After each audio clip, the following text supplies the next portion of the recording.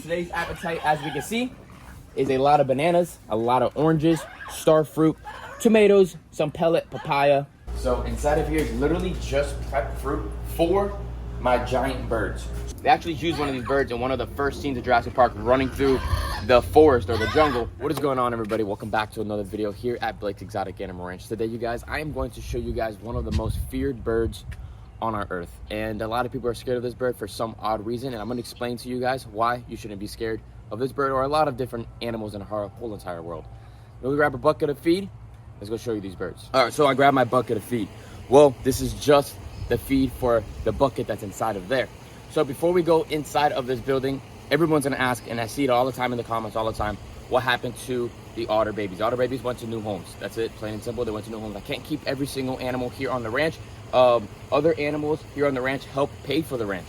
So let's say these babies went to another, well, they went to another facility, and they went to that facility, we traded for products, we traded for other things and things of that sort. Plain and simple, babies are gone. Oliver and Callie are doing absolutely amazing. We're gonna head inside of there right now. When we head inside of there, I'm gonna show you guys the refrigerator where we have all of our prep fruit for around the ranch. All right, so inside of here is literally just prep fruit for my giant birds. So we have all different types of stuff. I mean, we have a ton of papayas, apples, bananas, strawberries, all kinds of stuff. So right here, we have a bucket of fruit inside of here, and there's a mixture of oranges, watermelon, cantaloupe, starfruit, apples, papaya, blueberries.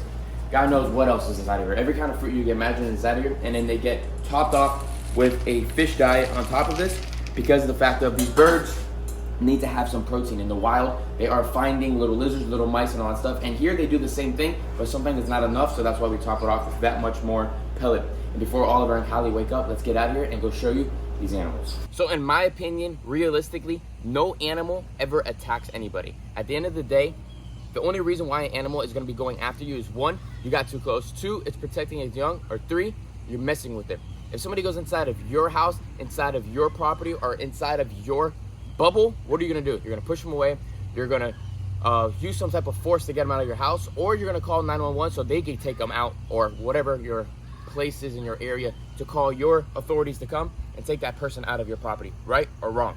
Same thing with any wild animal. At the end of the day, Earth is where the wild animals are from, and this is their home. So let's say Big G. Obviously, he's not going to do a lot. He's not going to do any crazy damage. But let's say if he wanted to turn around right now and come run me over, he can. That's considered an attack, I guess, for some people. Why? Because I'm in his little bubble. This is his yard. This is his space, and I'm in his property. So I'm going to leave Big G alone. But we can move up the step a little bit more and talk about, let's say, a crocodilian. A crocodilian, you go inside of their pen, you go inside of their pond. You're not saying 50-50. If you know what you're doing, you know what you're doing. But at the end of the day, the animal has his own brain, his own temperament, and he could turn around and try to lash at you if he wanted to. But you give him his space, you know his mood, you won't have no situation whatsoever. Same thing goes for almost every single farm animal, every single type of animal all around the whole entire earth. So these birds that we're about to go inside of right now, they're still young. They're about 1.5 years old, and these guys are called double wattle cassowaries or southern cassowaries. They're from Australia, New Guinea, Indonesia, all different parts of that region over there. And these guys are really, really big fruit eaters. And they are very, very endangered now because of palm oil and all the destruction that's happening out in the wild, with people taking down the whole entire jungle. They travel miles into the jungle to find fruit all the time. But here in captivity, we're able to offer them a bunch of fruit just like this right here. And they don't need to travel miles and miles. But if there's not people like me and other zoos around the world that have these guys in captivity, the day that they're all gone in the wild, and if maybe one day we're able to release them back into the wild, and there's none of them in captivity, then we won't be able to have that offer to do that, and then cassowaries are gone forever. So having small little groups of unrelated pairs in different parts of the world is definitely a plus. So we're heading that way right now, but I'm gonna stop you guys right before we get there, because from this section on, all the way down, it's gonna be an 80-foot enclosure that we're gonna build in about, I would say, a month or two, and you guys are gonna see that whole entire process for our cassowaries. We're gonna get a massive, beautiful enclosure with already different types of fruit trees that are inside of here that they'll be able to forage naturally instead of me just dropping a bucket of fruit in there all the time. We're able to rub up against the trees, hit the trees, and do all kinds of cool things.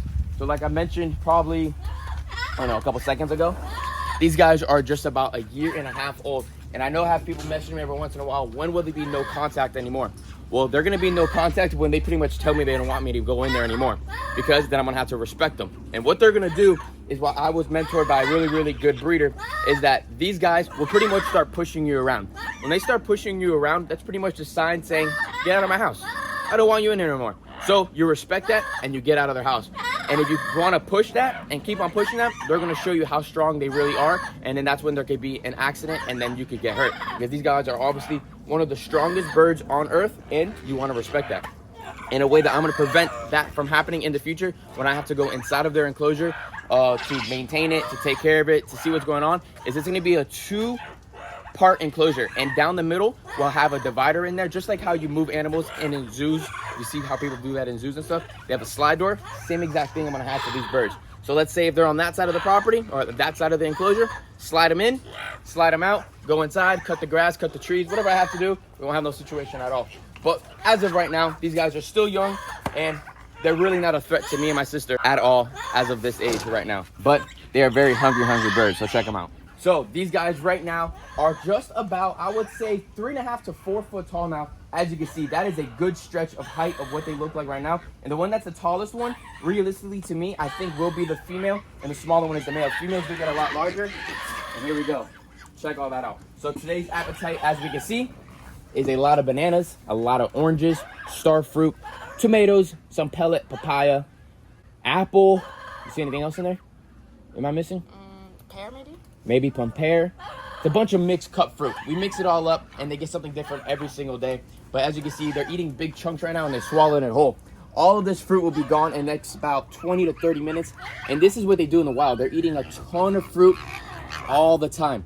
And the reason why these are the keystone species in the jungle is because what they're doing right now is eating all that fruit and eating all those seeds. So while they're traveling through the jungle, walking through the jungle, trying to find more fruit, what are they doing? They're pooping and peeing everywhere and dropping those seeds all through the jungle and scattering those plants all around the jungle, making more trees grow for more different wildlife all around the world. So that is where they're from. So that is the reason why these birds are really, really keystone species in the wild. And if they're not out there, the jungle won't be what the jungle looks like, because then there's nothing to spread the stuff around. Like these guys, they're big seed dispersal animals, and they travel the seeds all around the jungles of Australia and Indonesia and all the different places. So a couple fun facts about these guys is these are the heaviest birds in the bird world. I've seen a lot of people talk about saying how dangerous these birds can be, but realistically, an ostrich is a lot stronger and a lot bigger than these birds. Why? Because these birds are not as tall or not as strong as an ostrich. The only difference is that these guys have is they have a little bit of a sharper blade than an ostrich, but an ostrich force will knock you right to the floor. And a ton more people are getting killed by ostriches all the time because there are farms for ostriches. There's really not cassowary farms because they take too long to grow. Their eggs take a lot longer to grow, but you know, you can still farm them if you want to, but they're not the ideal species to farm.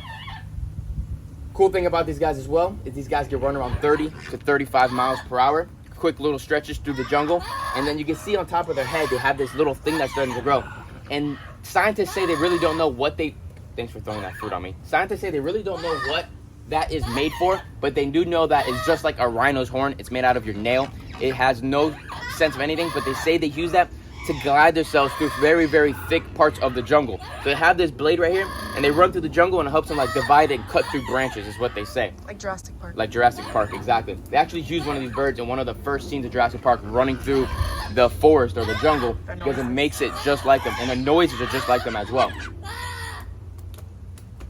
Really cool thing. So a lot of people are like, you're freaking crazy for doing this and doing that. Well, I have a lot of friends that have venomous snakes, and I personally will never hold a king cobra or a black mamba or a rattlesnake. Why? Because I just don't feel comfortable. And I know a lot of people that will swim with sharks. My sister loves to swim with sharks or go and try to swim with sharks or see sharks. Me, personally, I'd rather see a shark on land. I'm not going to go in the water with them. I don't feel comfortable with that animal in the water. Do I feel comfortable with these birds right now? Yes, I do, because these birds are still young. But when they do become of age, I'm not a testy kind of person. I'm not a cowboy. I don't like to get hurt. So when I know these birds are going to start pushing me and start being very cautious and want to like keep their space to themselves, I'm not going to be going inside this cage for no reason whatsoever. That's the reason why I'm going to be making the divider of this enclosure so nothing happens to me or to these birds. Because unfortunately, if something did happen to me because of these birds, they're going to come and kill this bird. And I wouldn't want that to happen because we want these birds to breed one day. And these birds are going to be able to breed hopefully around 7 to 8 years. They take a very long time until they're able to breed. And you can see on the in front of their chest right now, they got the two little wallers right there. Those are just little, like how a rooster or a turkey has those things. The same exact little gooey little feeling. They do not have wings whatsoever. They have those long spike looking things on the side of their arms. That's their wing. It looks completely dinosaur look like crazy. And in the wild right now, these guys would be with their parents for another 2 years until they're completely jet black. You're starting to see all the coloration come in, but the more fruits and everything they eat, the more diverse diet they have, the brighter they're going to be. It's going to be really, really neat. And when they become adults, as you can see, they're very curious with the camera right now too. They're becoming very, very uncautious, and they're start coming a little closer. So that's like what I was talking about earlier, is you got to just, watch them, but they're still young and they're not trying to pursue any like pushing or anything like that. And the more I talk, the louder the birds are gonna get behind us. So one way in that you guys are gonna see in the future on when we start moving these birds over, I do not want to capture these birds and put them into another enclosure so then I can move them over, because this whole entire area has to get teared down and started over. My bucket's sinking. So what we're gonna do is make the enclosure right next to them, open up this piece of plywood so they learn to walk back and forth. Once they get comfortable with that enclosure, then we'll divide them off, knock this whole area up, and then make their legit enclosure on this side as well. We're gonna add 2 or 3 different fruit trees on this side as well. That side's already well planted because of the tortoises. Tortoises are gonna get moved to another part of the property. And then these guys are gonna have a nice, well planted area as well. And you can see they have the real thick bamboo stock on the other side, so it gives them plenty of shade. And I'm not too sure if we're gonna work with aquascape or if I'm just gonna build one of my own ponds, but this is the lower section of their enclosure and it always floods up a lot. So a really cool thing that we're gonna do with the water is I would like them to make a big water section, but unfortunately we're not gonna be able to make them something too big. But naturally, if they needed to get away from any predator, they could run really fast, they could jump really high, and if there's a river in the way, doesn't make a difference. Because why? They can actually swim. These guys could go underneath the water, hold their breath, and just swim across, and you wouldn't even see them. It's absolutely crazy. They're like a crocodile. These guys are legitly a freaking dinosaur. Nothing has really changed since they were back in the dinosaur days except their size. And another cool thing about them is once they become completely adults, they will be completely jet black, just a colored neck, and they're absolutely amazing. But other than that, you guys, I think that was a bunch of cool fun facts about the southern cassowary here at the ranch. Make sure you guys give this video a thumbs up, subscribe to the channel, put your post notifications on, and if you guys are not at Animal Con yet, I don't know what you guys are doing because I'm there right now. And I will see you guys in the next one. Peace out, everybody, and have a good day.